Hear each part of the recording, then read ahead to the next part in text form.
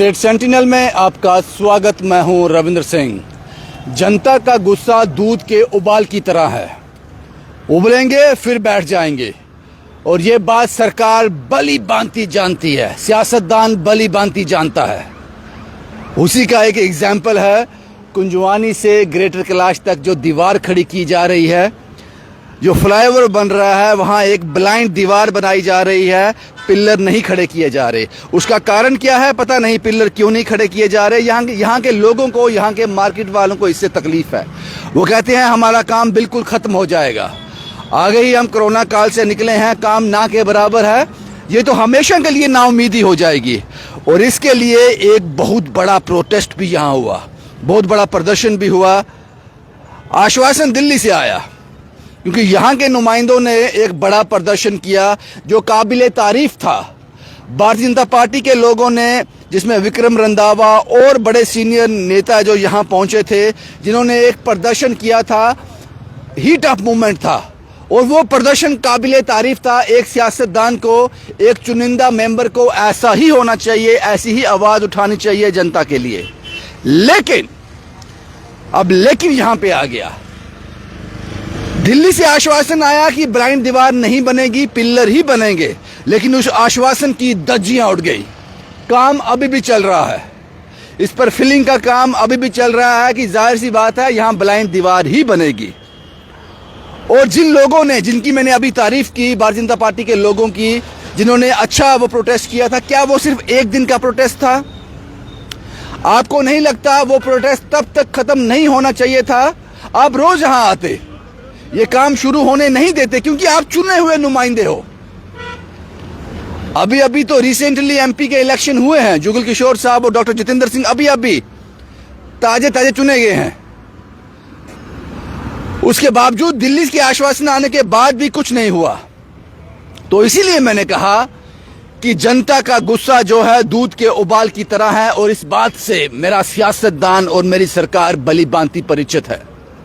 अब सवाल यह है, लॉजिकली इसको अगर प्रैक्टिकल ग्राउंड पर देखा जाए तो यहां पिल्लर क्यों नहीं? कारण बताओ। अगर पिल्लर होंगे तो बीच में पासिस होंगे, बीच में पार्किंग होगी, इन मार्केट वालों को लगेगा। अब इस दुकान को आप ध्यान से देखिए, जो सामने दुकानें हैं, इसके ऊपर इतना बड़ा रैंप बना हुआ है, इतना जबरदस्त रैंप है, दुकान दिखाई भी नहीं देती। और जब ये दीवार ऊपर तक आ जाएगी, ये दीवार यहां मैं खड़ा हूं, इससे भी पता नहीं कितने फुट ऊपर जाएगी, तो ये लोग तो मारे जाएंगे, ये दिखेंगे भी नहीं, बिजनेस क्या खाक करेंगे। इसी को लेकर इन्होंने विरोध प्रदर्शन किया।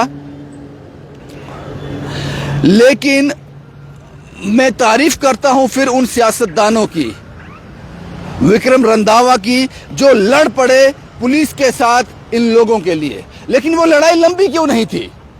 वो लड़ाई बंद क्यों हो गई? क्योंकि अभी काम चल रहा है, ये काम बंद नहीं हुआ। दिल्ली से आश्वासन आने के बाद भी काम चल रहा है। तो साहब एक बात आप ध्यान से सुन लो, आपको अपना हक लेने के लिए किसी दूसरी स्टेट से सीखना पड़ेगा। आपको पंजाब से सीखने की जरूरत है कि अपना हक कैसे लिया जाता है। किसान आंदोलन से भली भांति परिचित होंगे आप।